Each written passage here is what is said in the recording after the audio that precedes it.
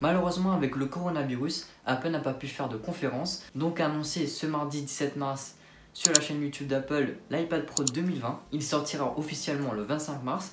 D'ailleurs, le 25 mars, c'est mon anniversaire. Donc s'il y a l'un d'entre vous qui veut m'offrir l'iPad Pro, c'est avec grand plaisir. Alors qu'est-ce qu'il y a comme nouveauté? La plus grosse nouveauté, c'est le capteur LiDAR. En fait, il s'agit d'une méthode de calcul qui permet de calculer la distance entre l'objet et le capteur. Et pour cela, en fait, ça va utiliser un système de faisceau lumineux. Donc ça va envoyer des lasers directement sur l'objet, et avec la réflexion de l'objet, ça va renvoyer vers le capteur et ça va connaître exactement quelle distance sépare entre le capteur de l'iPad Pro et l'objet. Donc en résumé, c'est vraiment une amélioration sur la réalité augmentée. Ensuite, vous avez l'ultra grand angle qui est de 10 mégapixels contrairement à l'iPhone 11 ou l'iPhone 11 Pro qui est de 12 mégapixels. Et vous avez également la puce A12Z qu'on va un peu plus détailler tout à l'heure. Donc non, l'écran 120 Hz n'est pas de nouveauté. Vous avez aussi l'écran 120 Hz sur l'iPad Pro 2018. Vous avez aussi également l'USB-C sur l'iPad Pro 2018. Ce n'est pas une nouveauté sur l'iPad Pro 2020. Vous avez également la 4K à l'arrière de l'iPad Pro 2018. Ce n'est pas une nouveauté sur le 2020. Et vous avez aussi la technologie P3 sur l'écran de l'iPad Pro 2018 comme le 2020. Donc je ne sais pas où vous avez vu ça, mais j'ai vu sur Twitter que comme quoi il y a la 4K derrière l'iPad Pro. Vous avez aussi la technologie P3, l'USB-C qui vient d'arriver sur l'iPad.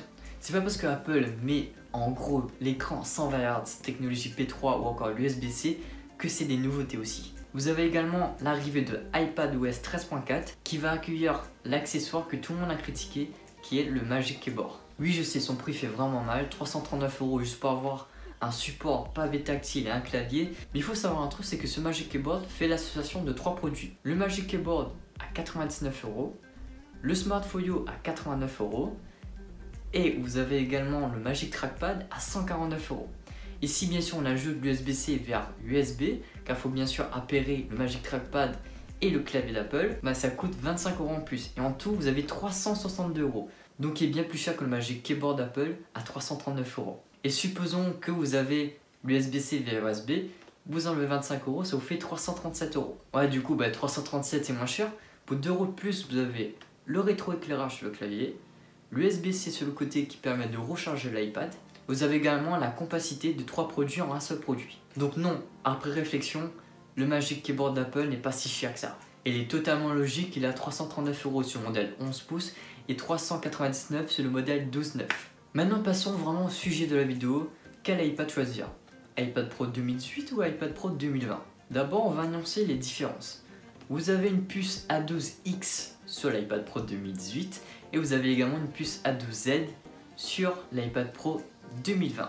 Déjà, pourquoi Apple a appelé sa puce A12Z et non A13X? Mais moi je veux dire pourquoi, parce qu'il y a vraiment une très légère différence entre la puce A12X et la puce A12Z. Ce que vous voyez en orange, c'est les benchmarks de la puce A12Z, donc du nouveau iPad Pro, et de l'ancien iPad Pro 2018, c'est en bleu.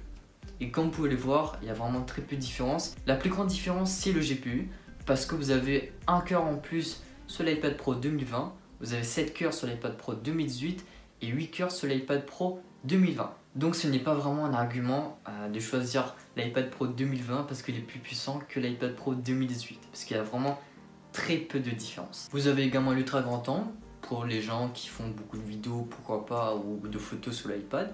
Ça peut être intéressant. Si vous êtes vraiment un grand fan de réalité augmentée, je vous conseille plus l'iPad Pro 2020 pour son capteur LiDAR, où vous aurez beaucoup plus de précision sur la réalité augmentée que l'iPad Pro 2018. Même si on va pas se cacher, l'iPad Pro 2018 s'en sort très bien sur la réalité augmentée. Et pour les prix, déjà vous commencez en 128 Go sur l'iPad Pro 2020. Oui, c'est une nouveauté aussi également. Alors les prix n'ont vraiment pas changé contrairement au 2018. Vous commencez directement à 899, sauf que vous allez directement commencer en 128 Go au lieu de 64. Le modèle à 256, il est à 1009 € au lieu de 1069. Le 12/9 commence à 1119 € en 128 Go. Et ensuite, je connais pas les prix par cœur, mais ça va augmenter au fur et à mesure. Je peux voir qu'on peut voir sur Rue du Commerce en 64 Go le modèle 11 pouces à 738 € et le modèle en 12/9 64 Go à 1029 €. Donc c'est quand même des bons prix. Donc en toute objectivité, je dirais plus d'aller sur un modèle 2018 qu'un modèle 2020, car vous avez vraiment très peu de différence entre le 2018 et 2020. Donc si tu prends le modèle 2020, soit tu es un grand utilisateur de réalité augmentée, ou soit tu es un grand fan d'Apple, donc tu veux absolument avoir les dernières nouveautés. Mais sinon, vraiment, pour le rapport qualité-prix, autant partir sur un 2018 qu'un 2020. Donc voilà, la vidéo touche à sa fin, c'était Robin, ciao ciao.